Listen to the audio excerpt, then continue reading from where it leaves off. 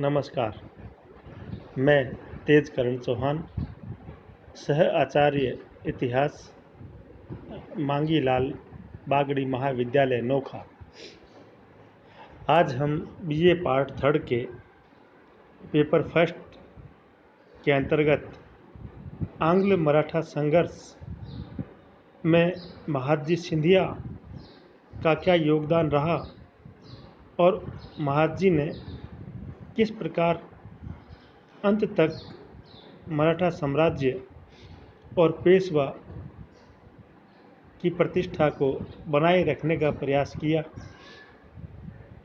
महादजी सिंधिया वो व्यक्ति थे जिन्हें यदि नाना फडणवीस, जो कि मराठा साम्राज्य के स्तंभ थे, यदि उनका समर्थन पूर्ण रूप से मिलता तो संभवतः मराठा संघ का इतिहास कुछ और हो सकता था। पानीपत के युद्ध के पश्चात मराठा शक्ति को गहरा धक्का लगा था, किंतु 1782 ईस्वी की सालबाई की संधि तक मराठा सरदारों ने अपनी खोई हुई प्रतिष्ठा को काफ़ी हद तक प्राप्त कर लिया था। इस संधि के बाद मराठों के सामने दो कार्य प्रमुख रूप से उपलब्ध थे। प्रथम, टीपू की बढ़ती हुई शक्ति पर नियंत्रण स्थापित करना और दूसरा, उत्तरी भारत में, विशेषकर दिल्ली में मराठों की सत्ता को पुनः स्थापित करना। इन दोनों कार्यों को पूरा करने का दायित्व मराठा राज्य के तत्कालीन दो महान राजनीतिज्ञों ने अपने ऊपर लिया। इन दोनों ने पेशवा की लड़खड़ाते हुए पैरों को संबल प्रदान किया और अंधकार में पड़े हुए मराठा राज्य को नव प्रकाश प्रदान किया। इनमें पहले राजनीतिज्ञ थे महादजी सिंधिया। सिंधिया वंश के संबंधित थे। इनके पिता राणोजी पेशवा बालाजी विश्वनाथ के ज़माने से मराठा संघ में एक जागीरदार के तौर पर कार्य कर रहे थे। राणोजी के 5 पुत्रों में से एक महादजी सिंधिया थे। इनके 4 भाई पानीपत के युद्ध में मारे गए। ये किसी प्रकार पानीपत के युद्ध से बचकर निकलने में सफल रहे। महादजी पहले ऐसे व्यक्ति थे जिन्होंने मराठा सेना को पाश्चात्य ढंग से प्रशिक्षित करने के महत्व को समझा और उन्होंने अपनी सेना का पुनर्गठन यूरोपीय पद्धति से किया। महादजी ने फ्रांसीसी सेनानायक डी बायन को अपनी सेना में नियुक्त किया और अपनी सेना को नवीन ढंग से प्रशिक्षित करना शुरू किया। उन्होंने शीघ्र ही एक सुदृढ़ सेना का गठन किया। 1772 में महादजी के प्रयत्न के परिणाम स्वरूप मुगल सम्राट शाह आलम को दिल्ली के तख्त पर बिठाया गया। पेशवा नारायण राव की हत्या के बाद पूना दरबार में जो संघर्ष प्रारंभ हुआ था, उसके कारण महादजी 10 वर्ष तक दक्षिण भारत में रहे। सालबाई की संधि के बाद महादजी ने पुनः उत्तर भारत की ओर ध्यान देना शुरू किया। सालबाई की संधि संपन्न करवाने का श्रेय भी महादजी को ही दिया जाता है, परंतु नाना महादजी के इस प्रकार बढ़ते हुए महत्व को सहन नहीं कर पा रहे थे।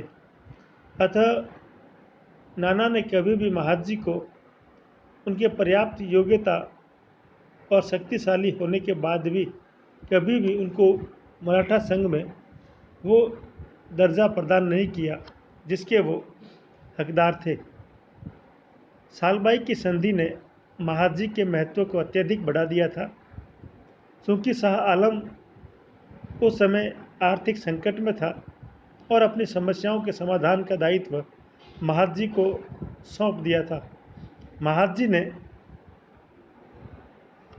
पहले 1783 में ग्वालियर पर आक्रमण किया, तत्पश्चात गोहद के राणा को पराजित किया और 1784 में उन्होंने आगरा पर आक्रमण कर लिया। मुगल बादशाह शाह आलम उस समय आगरा में थे। मुगल सम्राट ने महादजी को वकील मुतलक की उपाधि प्रदान की, परंतु महादजी ने वकील मुतलक की उपाधि केवल पेशवा के लिए प्राप्त की। फलस्वरूप मुगल सम्राट ने महादजी को नायब वकील ए मुतलक नियुक्त किया।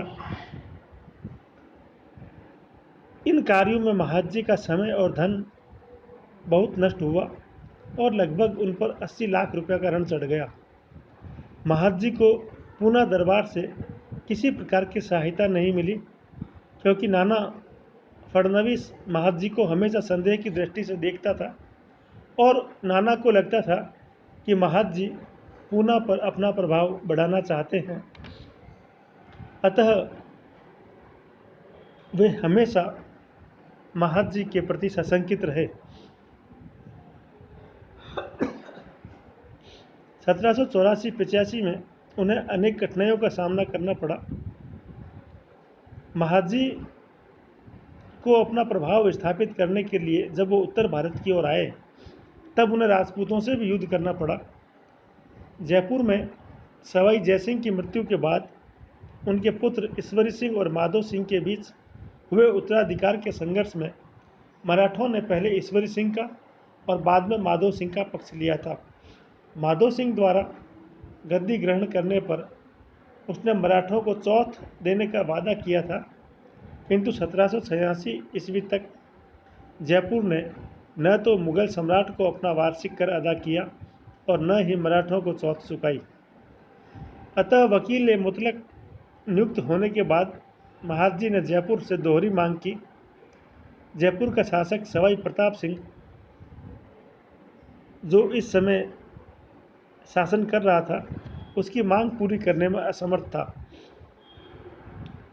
वह महादजी के विरोध की तैयारी करने लगा और जोधपुर की सेना ने भी इस समय जयपुर की सहायता की।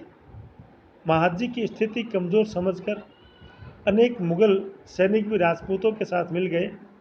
फिर भी महादजी ने तुंगा के मैदान में साहसपूर्वक उनका सामना किया। यद्यपि महादजी को पीछे हटना पड़ा, लेकिन 3 वर्ष बाद महादजी ने पुनः सैनिक शक्ति संगठित कर राजपूतों के विरुद्ध अभियान शुरू किया,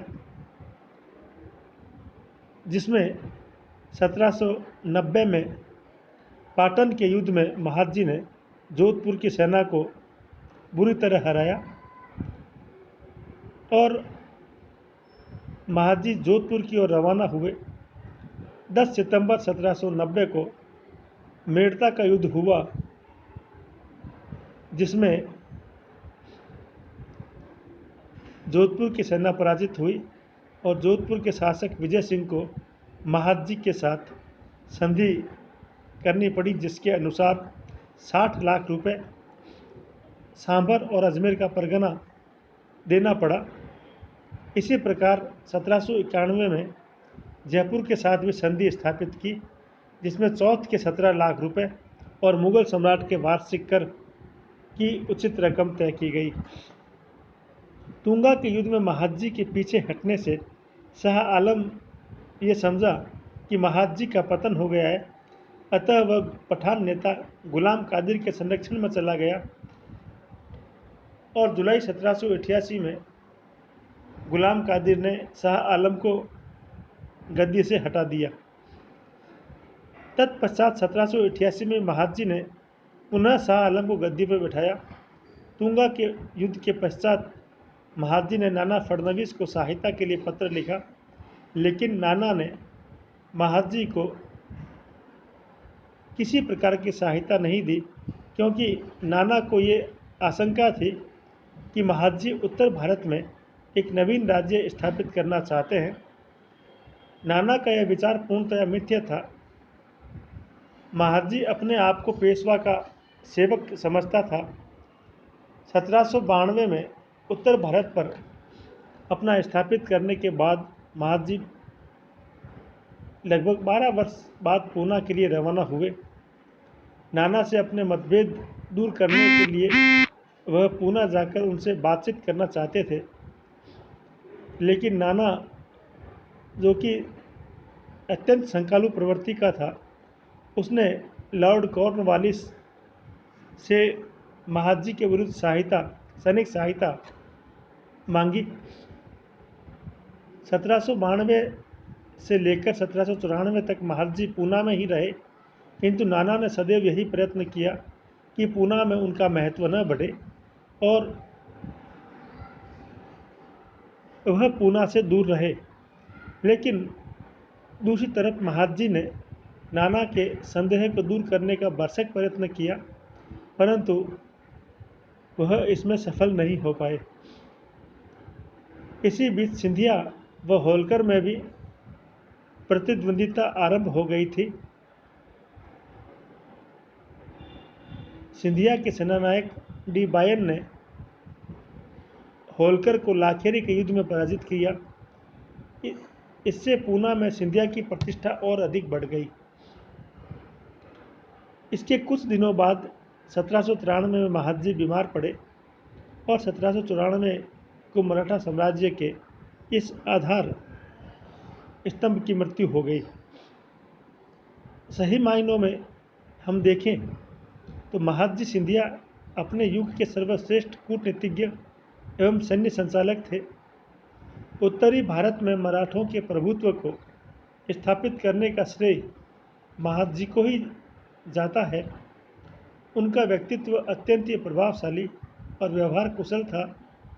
महादजी प्रथम ऐसे व्यक्ति थे जिन्होंने पाश्चात्य युद्ध शैली के महत्व को समझा और अपनी सेना को भी पाश्चात्य ढंग से प्रशिक्षित करवाया।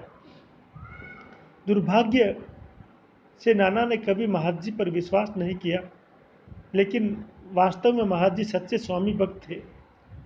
उनके पास इतनी सैन्य शक्ति थी, यदि वह चाहता तो पेशवा और नाना दोनों को पकड़कर बंदी बना सकता था और स्वयं पूना या मराठा संघ पर अधिकार कर सकता था। किंतु महादजी ने कभी ऐसा प्रयास नहीं किया और न ही उनके मन में कभी ऐसा विचार उत्पन्न हुआ। यदि नाना ने महादजी को सहयोग दिया होता तो संभवतः आज मराठे और भारतवर्ष का इतिहास कुछ अलग होता। महादजी ने जब नाना को सहायता के लिए लिखा तो उसने अपनी पिछली सेवाओं की याद दिलाते हुए लिखा कि हम सभी एक ही अधिपति की सेवा करते हैं। यदि आप व्यक्तिगत रूप से मेरे प्रति ईर्ष्या रखते हैं तो आप अपने से पूछें कि मोरोबा के गुट के विरुद्ध आपकी सहायता किसने की थी? किसने आपके प्रतिद्वंदी सखाराम बापू को नियंत्रित किया था? किसने सदाशिव भाऊ के विद्रोह को दबाया था? और तेलगांव में अंग्रेजों को किसने पराजित किया था? अंग्रेजों से युद्ध में किसने सबसे अधिक भार वहन किया और लाभप्रद शांति हासिल की थी? आप उन सेवाओं को याद करें और अपने मन से संदेह को मिटा दें। महादजी के उक्त कथन से स्पष्ट है कि मराठा संघ को दी गई महादजी की सेवाएं वास्तव में अतुलनीय थी। सर जदुनाथ सरकार उनके बारे में लिखते हैं, महादजी सिंधिया अपने समय के उत्तर भारत के इतिहास में एक दैत्य के समान थे और यदि नाना ने उनके महत्व को समझा होता और अपने व्यक्तिगत स्वार्थों को किनारे रखा होता तो मराठा संघ छिन्न भिन्न नहीं होता और ऐसे समय में यदि मराठा संघ शक्तिशाली होता तो अंग्रेज भारत पर किसी भी कीमत पर अपना साम्राज्य स्थापित नहीं कर पाते। नाना ने अपने व्यक्तिगत स्वार्थों की वजह से न केवल महादजी का तिरस्कार किया और उनको हमेशा पूना दरबार से दूर बनाए रखने का प्रयास किया, जिसमें वह सफल भी हुआ और यह मराठा साम्राज्य के लिए एक बड़ी दुर्घटना, एक बड़ी दुर्भाग्यपूर्ण स्थिति कही जा सकती है कि पर्याप्त योग्यता होने के बाद भी वह अपनी इच्छाओं के अनुसार मराठा संघ की प्रतिष्ठा को बनाने में या बचाए रखने में सफल नहीं हो सका। धन्यवाद। जय हिंद, जय भारत।